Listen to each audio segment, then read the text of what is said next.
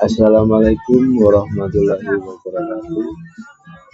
Om Swastiastu, Nama Budaya, Salam Kebajikan, Salam Rahayu, Salam Sejahtera bagi kita semua. Saya Muhammad Arjuna dengan NIM 13124000236 dari Universitas 17 Agustus 1945 Surabaya. Di sini saya mempelajari asal-usul konstitusional engineering.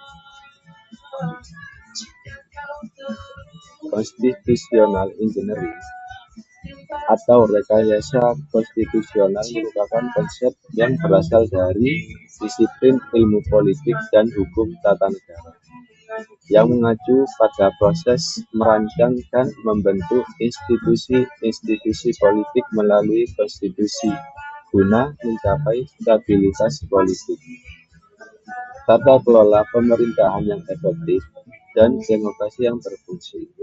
Gagasan ini berkembang sejak abad 20 sebagai respon terhadap kompleksitas politik di negara-negara yang sedang mengalami transisi demokrasi, maupun yang ingin memperbaiki struktur pemerintahannya.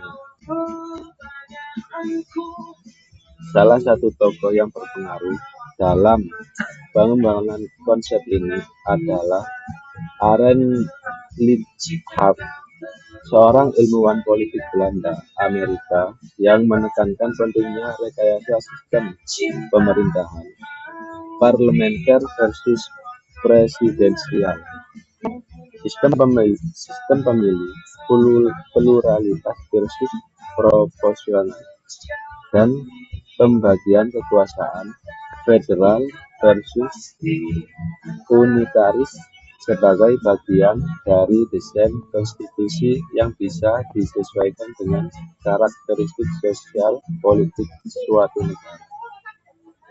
Bagaimana jadinya sebuah negara tanpa cetak biru yang jelas dalam menjalankan pemerintahannya, tanpa terstruktur, tanpa batasan kekuasaan, tanpa arah yang pasti?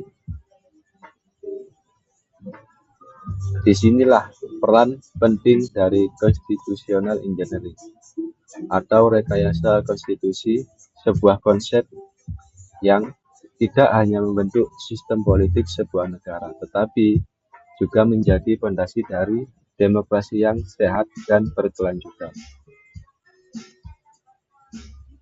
Hari ini saya akan membawakan topik yang sangat relevan dalam konteks ketatanegaraan Indonesia, yaitu asal-usul dan penerapan konstitusional engineering.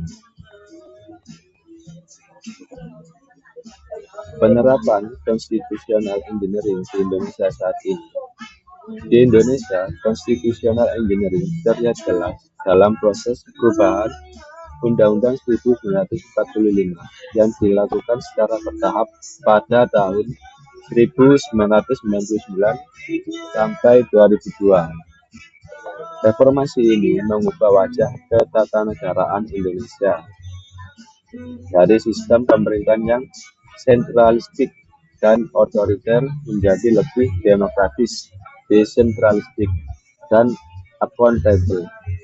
Beberapa bentuk penerapan konstitusi engineering di Indonesia meliputi penguatan lembaga legislatif dan independensi yudikatif, seperti pembentukan Mahkamah Konstitusi dan Komisi Yudisial, sentralisasi dan otonomi daerah melalui Undang-Undang Nomor 22 Tahun 1999 dan revisinya menjadi Undang-Undang Nomor 23 Tahun 2014 yang memberikan kewenangan besar kepada daerah dalam mengatur rumah tangganya sendiri.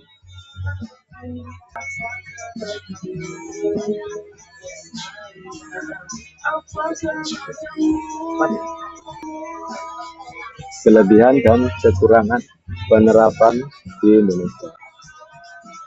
Kelebihan: 1. Demokrasi sistem politik. Reformasi konstitusi membawa perubahan menuju sistem yang lebih terbuka dan partisipatif. Rakyat kini memiliki hak untuk memilih pemimpin secara langsung. Dua, keseimbangan kekuasaan. Lembaga-lembaga negara tidak lagi didominasi oleh eksekutif. Ada pembagian fungsi kontrol antara legislatif, eksekutif, dan yudikatif.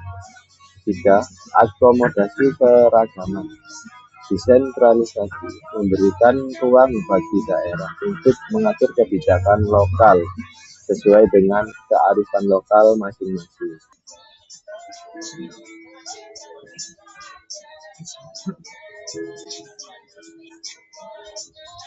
Adapun kekurangannya,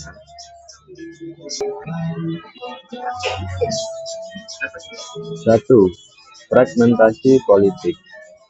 Sistem multipartai dan pemilu proporsional sering menghasilkan parlemen yang terfragmentasi dan membuat koalisi pemerintahan kurang stabil. Dua, tumpang tindih kewenangan antar lembaga. Beberapa desain kelembagaan belum matang sehingga menimbulkan konflik kewenangan antar lembaga negara maupun pusat daerah. Tiga, pragmatisme elit politik. Banyak kebijakan justru lahir bukan berdasarkan desain konstitusional ideal, melainkan karena kompromi politik jangka pendek, seperti dalam proses pemilihan anggota KPU, Bawaslu, revisi undang-undang, dan sebagainya.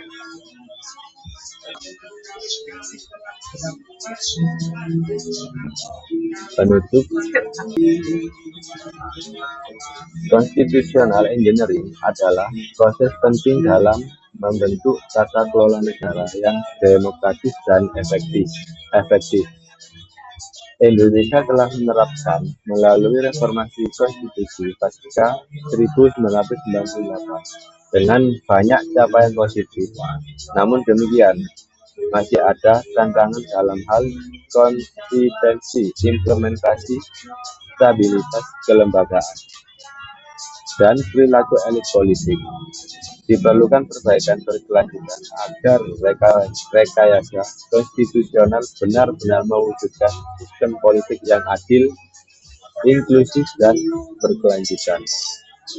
Demikian pemaparan yang dapat saya sampaikan mengenai asal-usul dan penerapan constitutional engineering di Indonesia. Semoga materi ini dapat menambah wawasan dan menjadi bahan diskusi yang bermanfaat bagi kita semua dalam memahami dinamika ketatanegaraan Indonesia. Saya ucapkan terima kasih atas perhatian dan kesempatannya. Mohon maaf apabila terdapat kekurangan dalam penyampaian. Wassalamualaikum warahmatullahi wabarakatuh. Om Swastiastu, Namo Buddhaya, salam kebajikan.